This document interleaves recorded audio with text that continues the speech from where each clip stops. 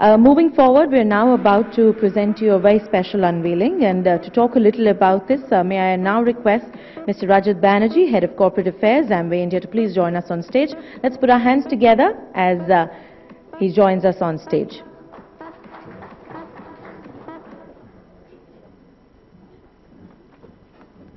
Good morning, everyone. Thank you so much, Isha. I get a little concerned when people introduce you as the Head of Corporate Affairs in this present environment with the excitement in the Ministry of Petroleum. But anyway, I'll try to be brief.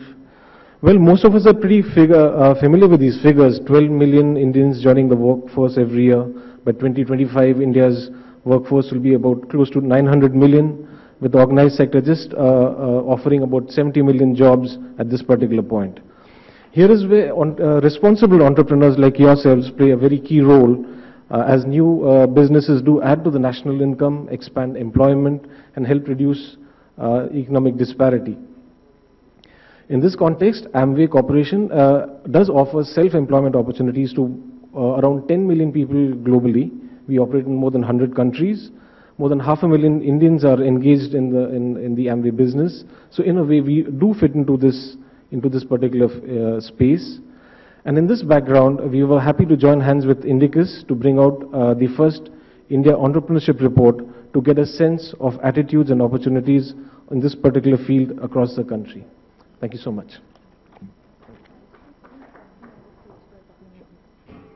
Thank you so very much for telling us a little more about the report, and may I please request you to join us center stage. And once again, I'd like to request all of you to put your hands together as I invite Shri Sinha to join us on stage yet again. Let's put our hands together for him. At this moment, I'd also like to invite on stage Dr. Lavesh Bhandari, Chief Economist, Indicus Analytics. Thank you so very much for joining us. And once again, may I request Ms. Sunita Kodras to be a part of this very special celebration, so to say. I'd like to request all of you to please join us for the unveiling of this very, very special report. A copy for each one of you. Dr. Bhandari, Mr. Banerjee.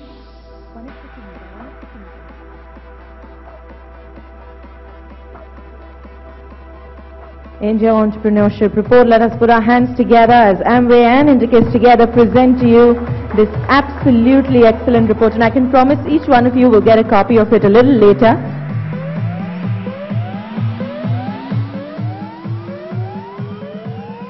A lot of effort put in by the teams there. Many, many congratulations yet again.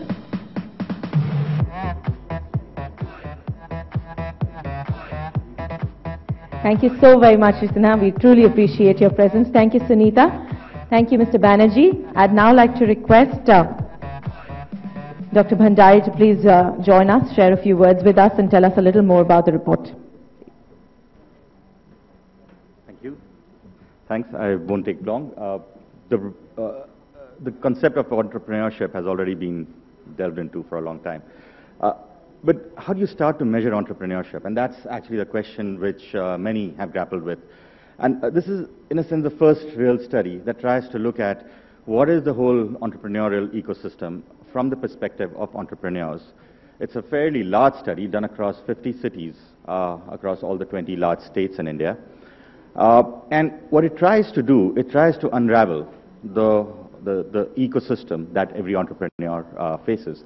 So it looks at what is the entrepreneur's own instincts and inclinations. What does the society, does it support entrepreneurship? Does it try to intimidate the entrepreneur? It looks at the government and what kind of environment that the government is providing. It looks at issues that are of current importance and issues that will become important later as an entrepreneur goes through his or her life cycle. Now, the most interesting part of this report is that, if you look at it, the whole institutional structure in India, whether you are in Rajasthan or in Gujarat or in Tamil Nadu, is actually the same. The same, or broadly the same set of laws, various kinds of financial institutions, legal institutions tend to be across the country. In fact, if you look at the state's own policies, there's a markedly similar kind of similarity between almost all of the states. So then how is it that some states are different from others?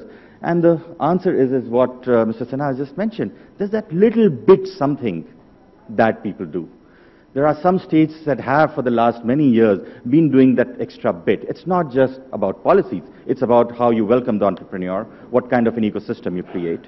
And that this is what this report tries to address. And what does it find? That this report finds that the states that have been consciously investing in trying to create an entrepreneurial climate actually are the same ones that have been growing the most rapidly over the last few decades.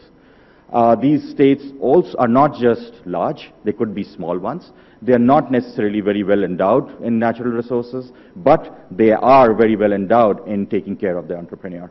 So I will not take too long to go into the various results, and I hope you take a look at it and enjoy it. Thank you so much.